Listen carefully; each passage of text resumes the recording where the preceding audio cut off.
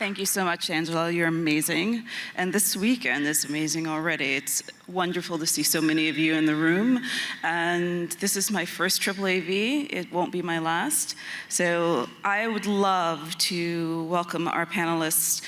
We had a prep call the other day. It was on fire. So I'm assuming that this session is going to be equally on fire.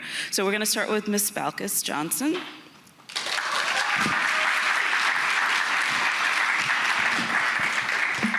Balkis has over 24 years in the world of international luxury hospitality. She's the hospitality manager at Inc. Raid Estate Winery, where she leads the hospitality team, offering the first of its kind immersion room biodynamic wine tasting experience in not just Napa, but in America.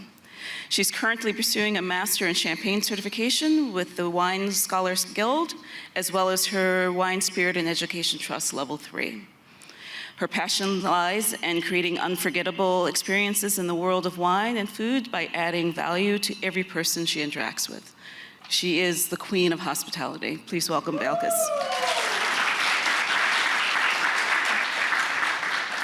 Mr. George Walker III.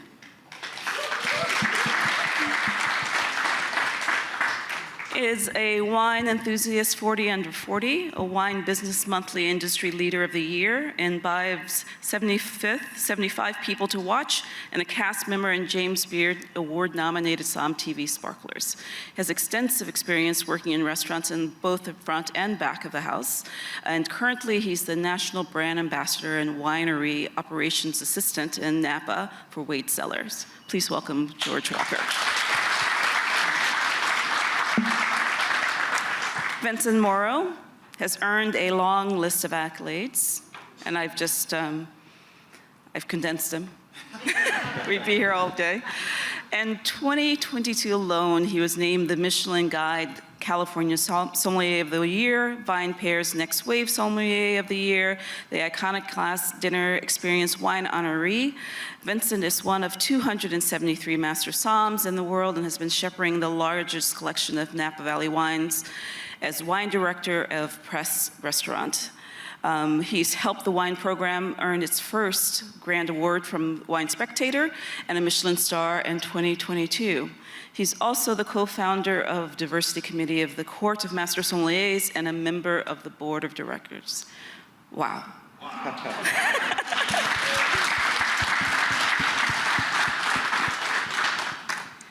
So I think one of the most important relationships within the wine industry on premise is that of the somm, the wine buyer, and the producers. And so we thought we would start by defining that and then give some strategies of either how do you become a somm or how do you get in there on their list. So Vincent, why don't you start? Can you define what a sommelier is for me?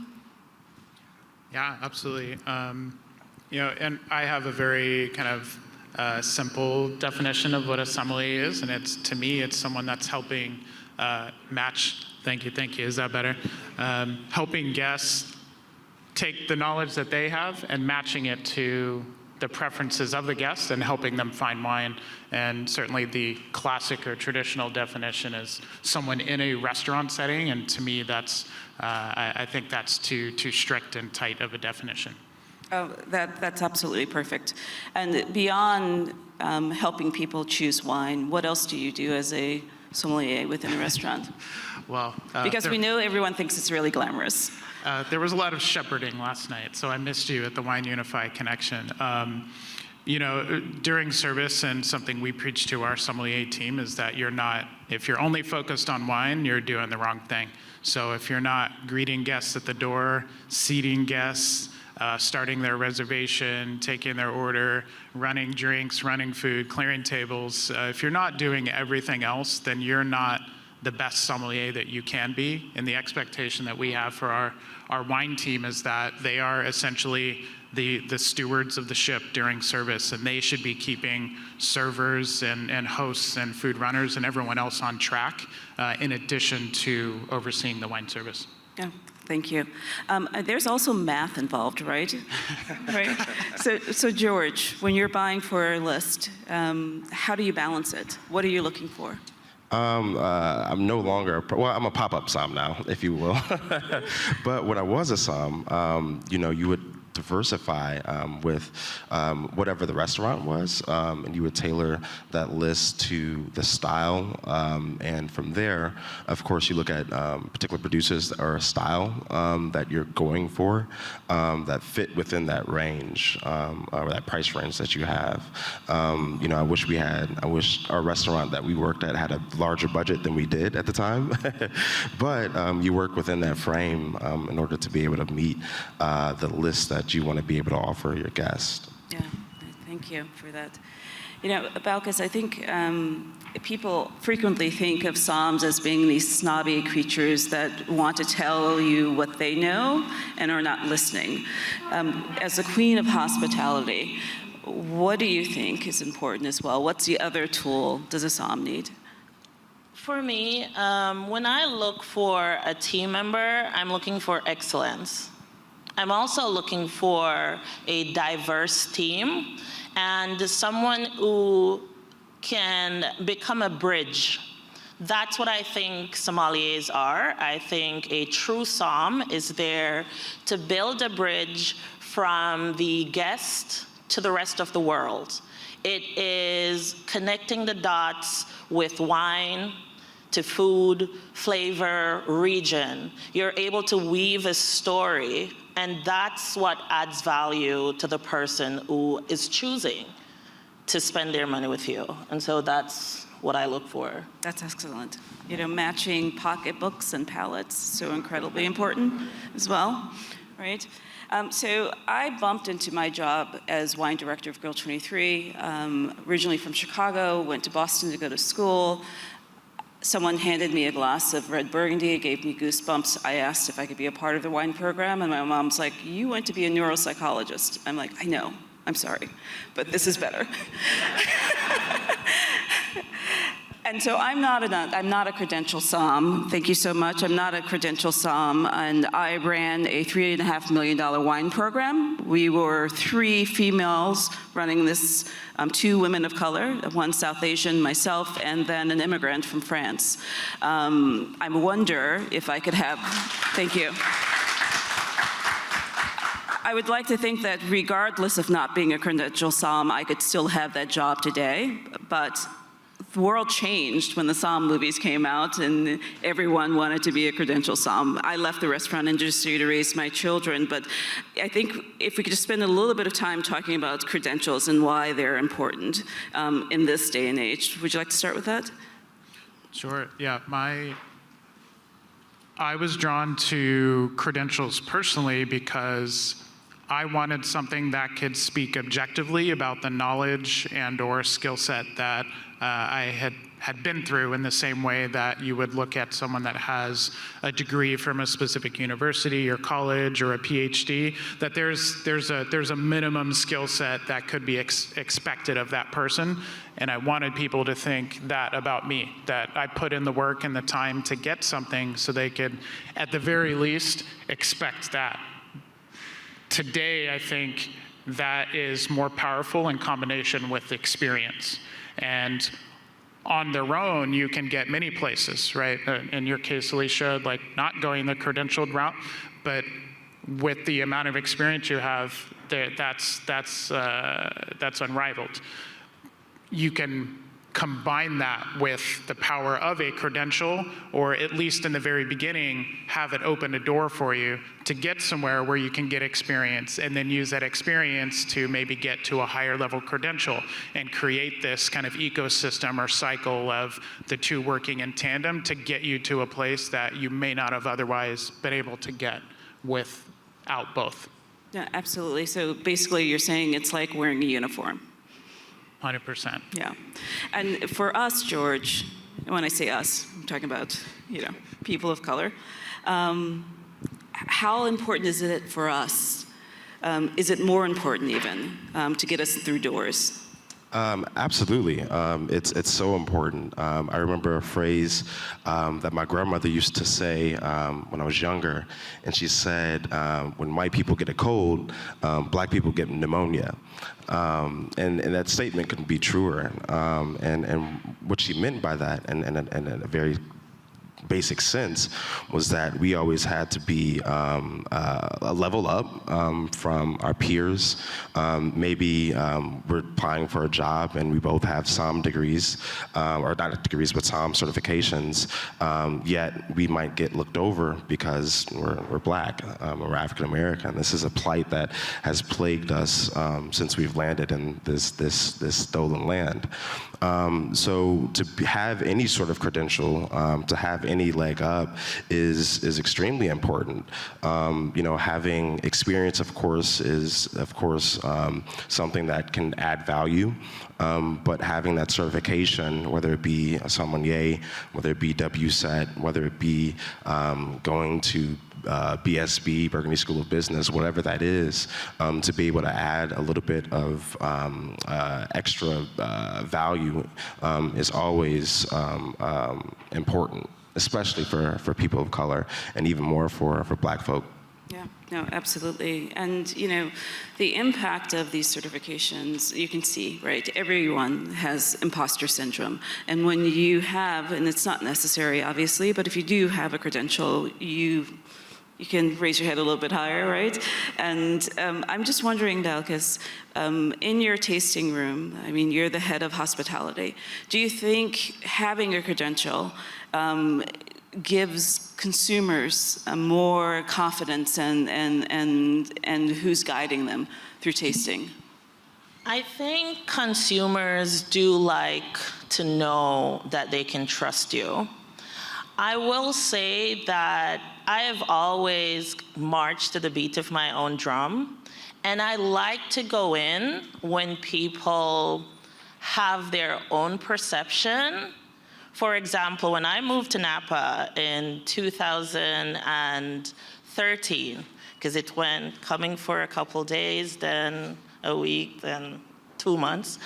And so I eventually moved to Napa, but I remember an experience that I had. I walked into a winery to purchase wine for a client in New York, but I'd gone one of the few times I went for a hike. So I was dressed in workout clothes, and they told me point blank, we don't have any rosé. And so I said, that's great. That's not what I'm here to buy, and that guy knows me, and so he's gonna assist me with the $12,000 of wine that I already ordered. I say that to say, these certifications qualify you before you've entered the room. Think of the wine landscape as a landscape that requires diversity.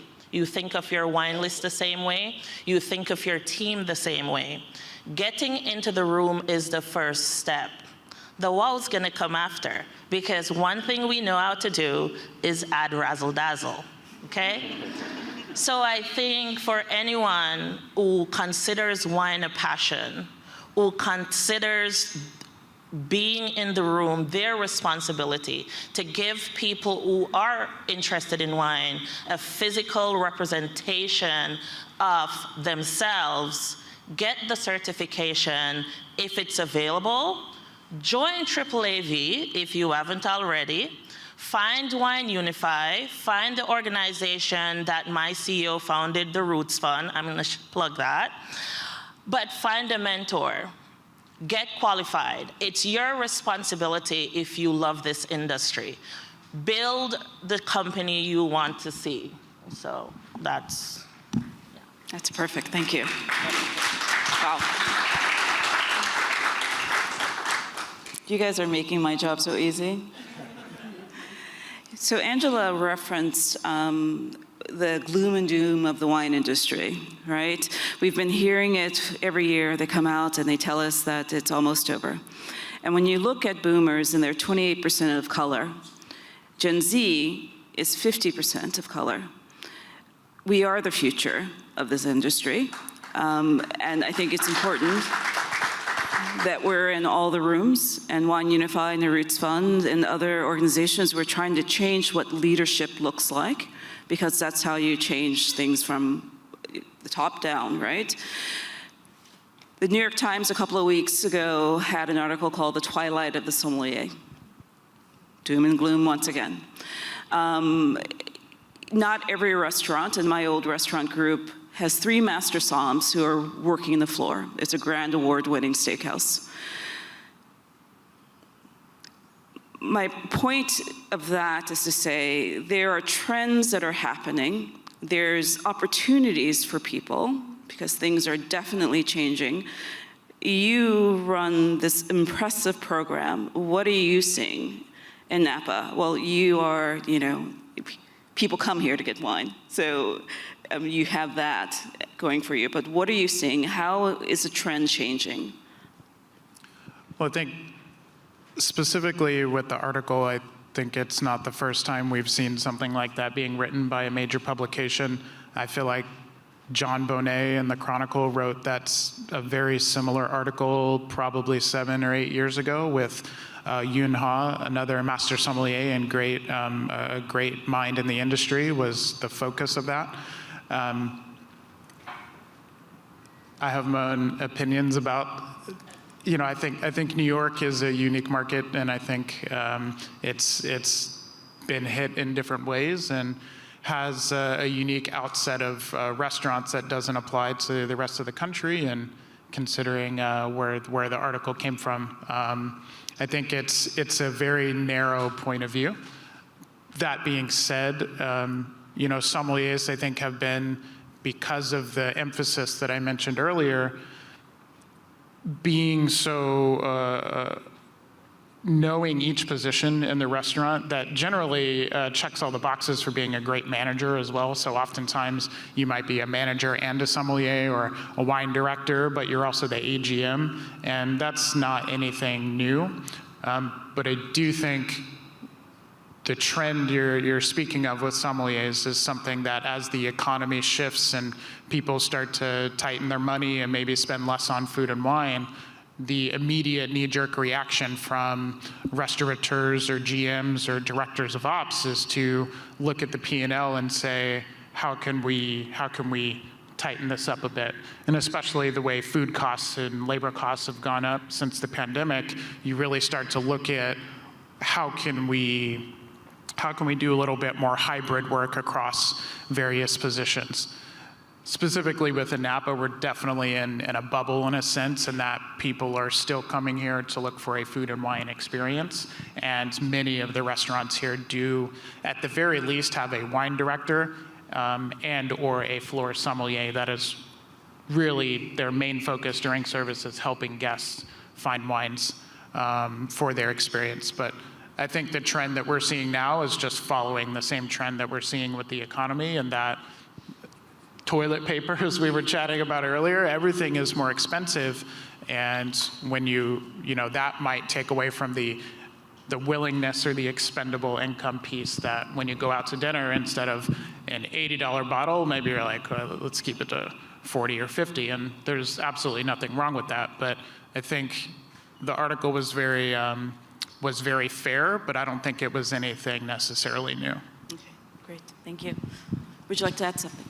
I want to say that I started reading this book, and it's kind of based on this philosophy that the challenge is the way.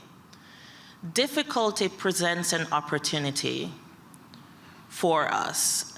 We have the ability in this moment to craft a new journey for people who look like us that drink wine, and for people who do not look like us to become partners in sharing and telling our story, journeying through the wine landscape.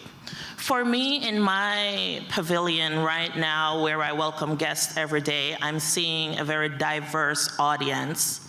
I'm seeing lots of BIPOC people coming into our tasting rooms, and my most approachable tasting is $75. So my most approachable bottle of wine is $75. And our conversion is almost at 98%. What that tells me is that there exists an opportunity to create a new story that allows people who are curious, who don't know yet just how far of a rabbit hole they're about to go into with liking wine, to come on the journey with each of us at whatever segment of the industry that we currently occupy. So that's my take on that. Great, thank you so much. I'm going to jump to mentorship. I think one of the reasons Wine Unify has an almost 100% pass rate is that one-on-one mentorship that we're doing with our recipients. We have some of the best mentors we have the best mentors in the industry, and one of them is right there. So George, how important is that relationship as we're trying to pull more people into the industry, and not just as a somm, but in any aspect of the industry? Mentorship is so important. If you can't see it, you can't be it. I'm very fortunate to be a mentor, but I'm also very fortunate to be a mentee as well. I remember when I first moved to California, this was during the pandemic. My second day in the office was when the entire Bay Area turned apocalyptic orange. It was crazy as hell, not gonna lie. But in that, I was able to meet and be welcomed by people like Carlton McCoy, who invited me into his home and had dinner, and was able to meet other different Black folks within the Valley and be able to learn. I was able to meet Delin. We were able to break bread and to be able to learn from all of these greats within the industry and learn their path. So having a mentor is so important and so vital, because you're able to ask these difficult questions and be able to get the answers that you didn't even know that you needed in order to be able to prep for the journey that you're going along, while also still being a mentee is equally as important. But in order to do that, you have to have that ambition and that drive to be able to ask those difficult questions and to be able to put yourself out there to be able to receive those answers. Yeah, absolutely. Thank you for that. And we say that people come to Wine Unify for the education. They stay for the community and the network that they get from our mentors, which is impressive. Opening the doors for them. You made a really great point the other day, Balkis, about sponsorship. Do you want to? I look at mentors as beacons. They are proof of concept. They are telling you without words that it's possible, and that's powerful. It shouldn't go unsaid that people who choose to be mentors are selfless. They're bridges and ladders, and they encourage and support, and at your highest and at your lowest point, they're there as cheerleaders. Sponsors put their reputation on the line for you. I think it is such a powerful thing to have someone walk into a room and say, this person is going to get the job done. This person deserves a shot. And when I look at this room, there are mentors and sponsors in every seat. And I think that's something that we sometimes overlook. There's a phrase that talks about a newspaper, back when everyone got an actual printed newspaper. It would cycle through at least 25 hands, 25 pairs of hands. And so a mentor mentioning your name in a room of people with the ability to change your life, and then a sponsor bringing you into that room is how we change the lives and this industry. And so I think sponsorship and mentorship go arm in arm. And that was a really powerful conversation that we had on Zoom. It was great. It's wonderful. Thank you for that. I think we're going to switch gears a little bit and talk about strategies for wine producers. A gazillion years ago, about 30, Mac McDonald walked into my restaurant. I'd never seen another black wine professional, much less a producer. He talks about how he didn't think he was going to escape me because I wouldn't let him go. But, you know, how do you get on someone's list? What are the relationships that need to form? Vincent. I think the first, which we spoke about on Monday, is, and we all agreed on, is doing the homework. I think before you know, whatever the business is that you're approaching, being wine bar, wine shop, restaurant, I think creating value is something that you talked about, Balkis, that was just like, it summed it up perfectly, that you putting yourself in that buyer or that manager's shoes and saying, how am I adding value to their business through my brand? And I think if you're filtering everything through that, that will give you a lot of answers. You know, and all the easy objective things like, does this make sense for the list? Is it an Italian restaurant and I'm a Greek wine producer? Does that even make sense for the concept? And then getting in front of people as far as, you know, the right time of day. You're not walking in the middle of lineup with a bag without an appointment. Kind of all of those little things I think are really helpful and show that you've done the homework and you've come at it with a degree of intention versus firing from the hip. Yeah, that's perfect. I mean, fit is absolutely important. What tools do you need from wine producers?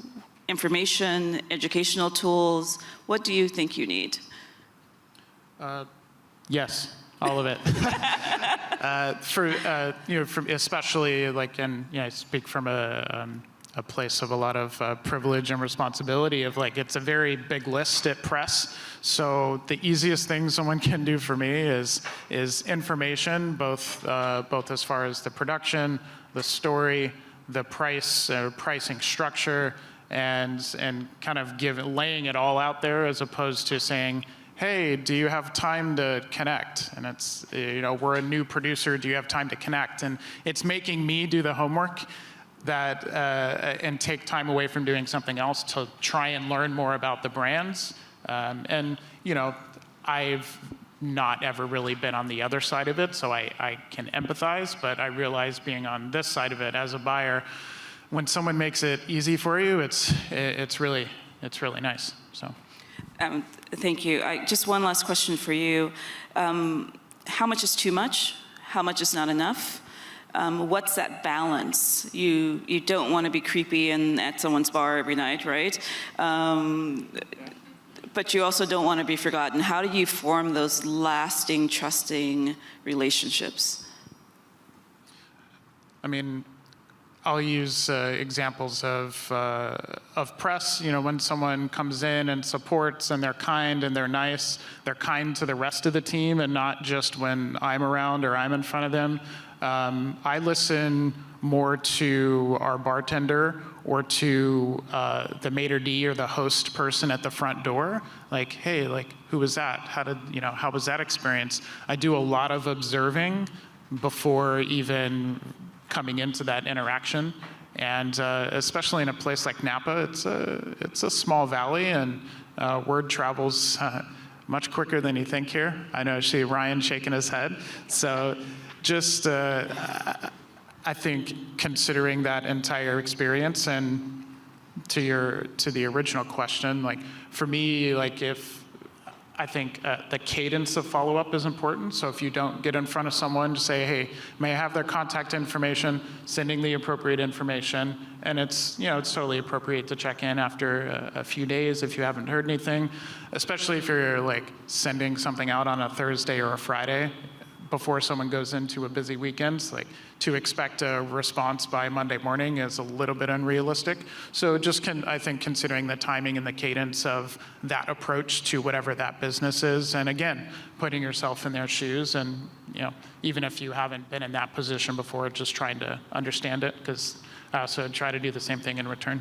Yeah, that's great. Someone once brought me cookies. I like that. George, you guys do something really interesting called When We Gather. Can you talk about that experience?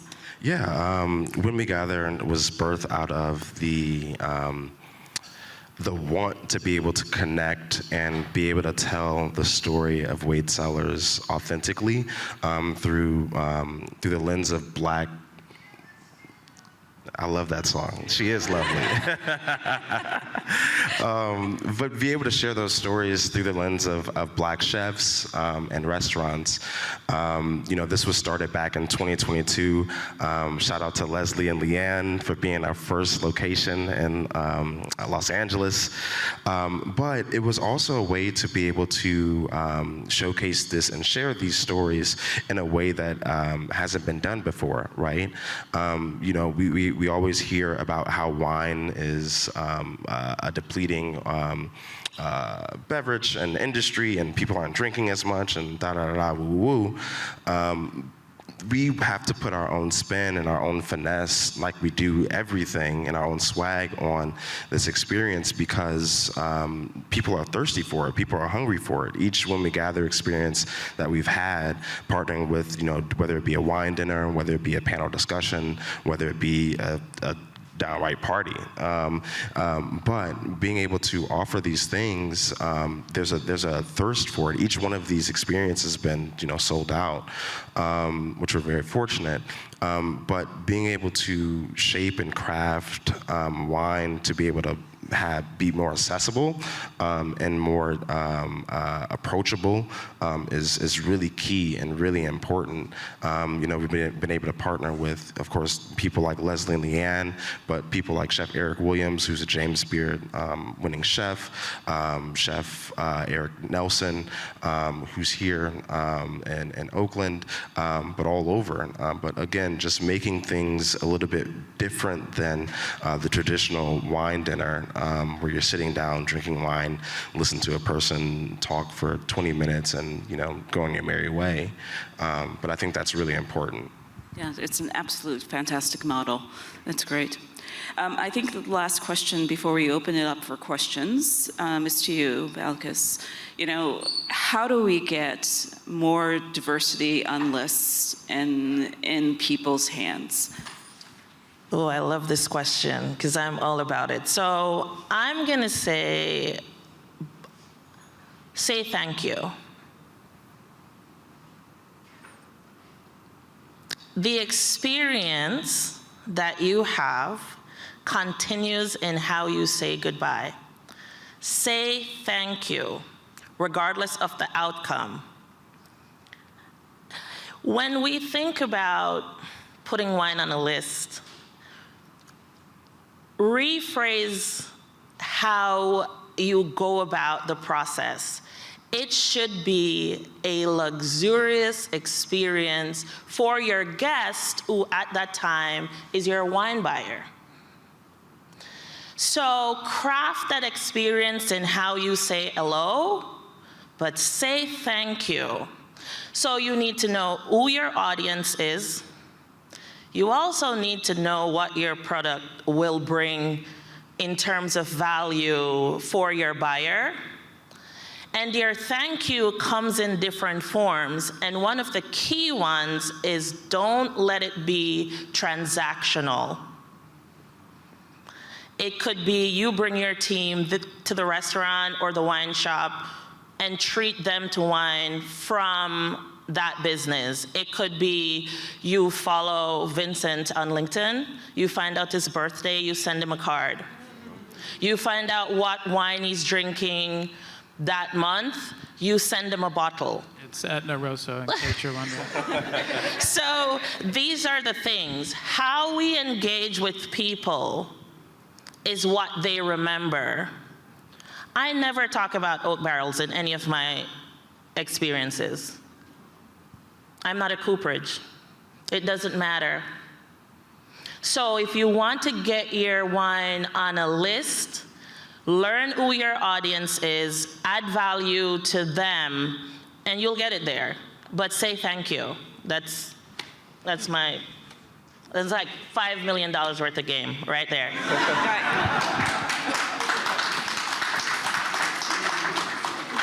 I think that's the perfect way to end. Thank you. Yes. So why don't we open this up to questions? Does anyone have a question? Yes. Speaking of certifications, is there a path that is more respected than others? And I can elaborate a little bit more. For example, when you get certification with the court, it's clear, you're certified. When you get a WSET 2 or 3, what does that really mean? I think if I can start off, I think it depends on what you want to do, honestly, and where you are within the industry and what you want to gain. Depends on which certification might be best for you, right? Of course, Court of Master Sommeliers is definitely more focused on service. And in the restaurant, where WSET might be more focused and more for people within the industry, or I should say within the industry, but someone who is in wine business per se, whether they be in marketing, branding, hospitality, might be a little bit more geared for Court of Master Sommeliers. So I guess it really depends on where you are as in your professional journey, or if you're just doing this to gain a little bit more knowledge just for self. Yeah, I think the WSET, so I've done both. I've done WSET as well as, well, when I say both, there's a lot of certifications out there. There's a lot of education to be had, but I think the primary ones we speak of in the States are WSET, and then eventually IMW or Master of Wine, and then the Court of Master Sommeliers. For me, like if I receive a resume that has one or the other or both, I look at WSET and say if they have a 2 or a 3. I'll also definitely look at the experience to see what is sort of the hospitality and service acumen this person may have come from, because that just isn't taught in WSET, versus if someone has, say, an introductory or certified sommelier moniker or achievement, I say, okay, well, great. They have at least a working knowledge of wine and can operate in this space. But also, in the interview, might focus on, do they understand the why behind it? Because I think, for one thing I didn't touch on with certifications is that, especially when I look at like the certified, the advanced sommelier, the master sommelier levels, like what we're looking at is very much critical thinking, and can you navigate when you don't have all of the information? Can you are you going to tie it back to the guest and make that experience the best thing for them? So that's something that I'm looking at if it comes across the desk. But I would say to your question, like WSET, there's like it's such a, especially with level 1, you can really get in there and get started with no experience, and I think stand to learn a lot. With the court, our level 1 is it's a lot of information, and that's something that we're working on making a smaller portion of that is more consumer friendly, because it's for a long time was very trade focused organization. And I think both certifications stand to also create more content to add value to businesses, going back to the state of the sommelier today. And that's something that we're working on to get people to better understand the business of wine through all facets and not just through a restaurant, so that when the economy is trending in a certain way, and maybe consumers are spending more judiciously, that you have someone that you're not gonna remove the person that best understands your business, i.e. a sommelier. So that's something we're working on as well. Great. Thank you so much. Anyone else? Yes. Hi, I'm Tiffany Harvey, here from Chicago with the House of Harvey. Chi-town. Yes, yes, yes. First, I want to say that this is such an amazing space. My first symposium experience, but just overall being here for Black Vines and being here now for the AAAV Symposium, the space is absolutely amazing. I'm brand new to the business, and specifically for George, you are a brand manager, national brand manager. Did you choose your job or did your job choose you? Yo, that's a great question. Kind of both, honestly. So it's kind of crazy how I got my position. So I was working in Michigan. I was a wine buyer for Spartan Nash, which is a grocery retailer, one of the largest in Michigan, behind Meijer. But I wanted to learn how to. I wanted to start my own project. I wanted to become a producer. What ended up happening was I figured you have to actually learn how to make wine before you can actually do that. So I applied for different harvest interns throughout the nation, and I shot a random email to info@D8 Cellars, which was just like, hey, my name is George Walker, I'm 25, don't know if you guys are looking for anyone, but I'd love to work this upcoming season. 2 weeks after I'd already accepted a position out in Oregon, I was going to be producing some Pinot and some Riesling. I got an email back from our president, and he was like, hey, shoot over your resume and let's hop on a call tomorrow. Of course, I'm freaking out. I'm like, what? Tomorrow? All right, stay ready so you ain't got to get ready. You know what I mean? So I shoot over the resume, we hop on the call, and by the end of the conversation, he said, we're actually not looking for an intern at all. I'm actually looking for a right hand for the whole operation, and then moved to Napa, of course, 3 weeks later, and then the pandemic happened. This was in the pandemic. And then, of course, all the fires happened. So this role was kind of created for me, in a sense. And, of course, through that, learned all of the operations. So whether that be national sales, whether that be DTC, of course, brand management, and, of course, a little bit of winemaking as well in there. But all that to say,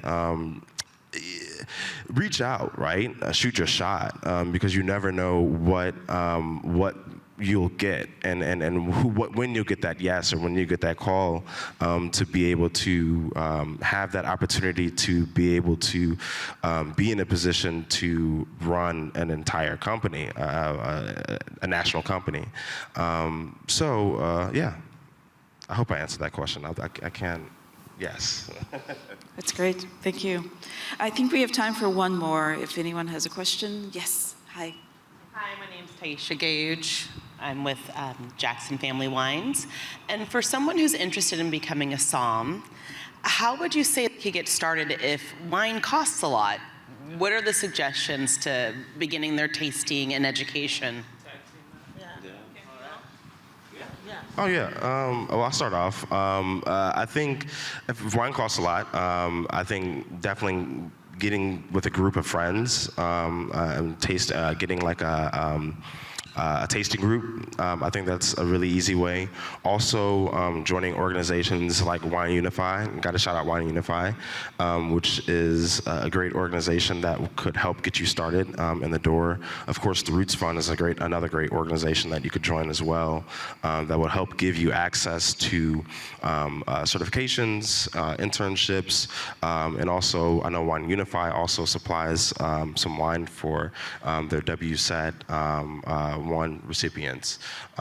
So I think that's a great way.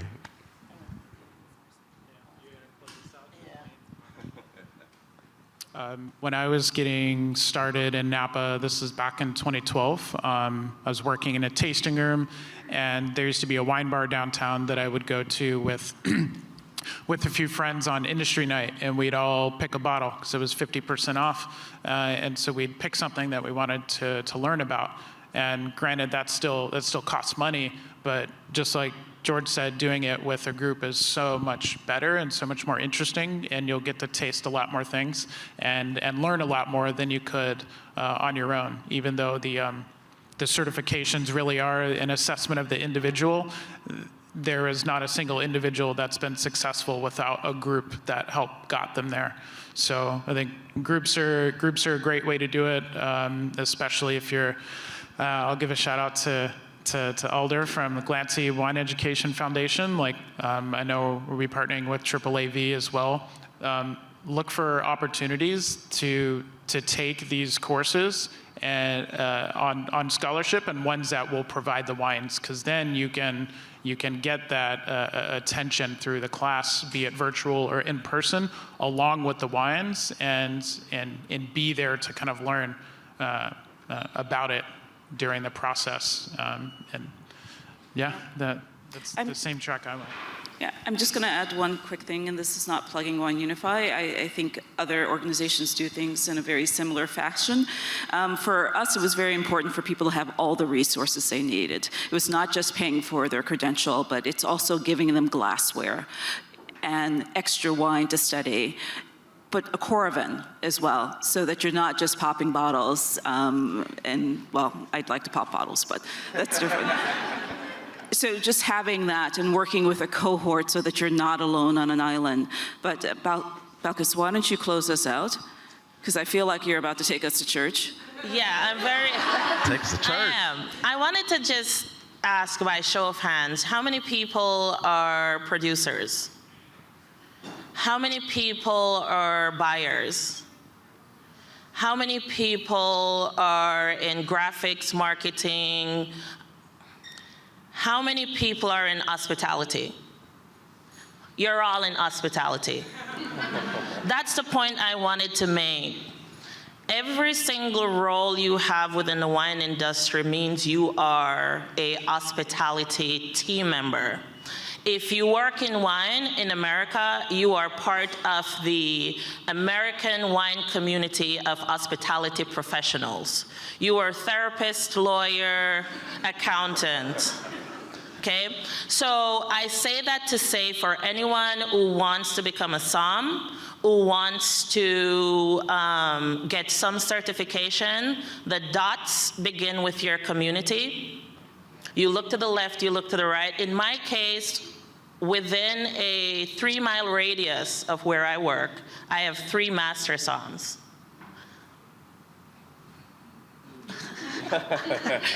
Vincent is next door. So I'm saying, if you want to start on the journey of becoming a certified sommelier, because most of us started out as closet professionals, wine drinkers. So you want to lean into your community, and also remember that your hospitality role begins the moment you connect with another wine professional in whatever shape or form. Thank you. Thank you for that. And thank you, everyone, for being here. And thanks to our amazing panelists. This has been fantastic.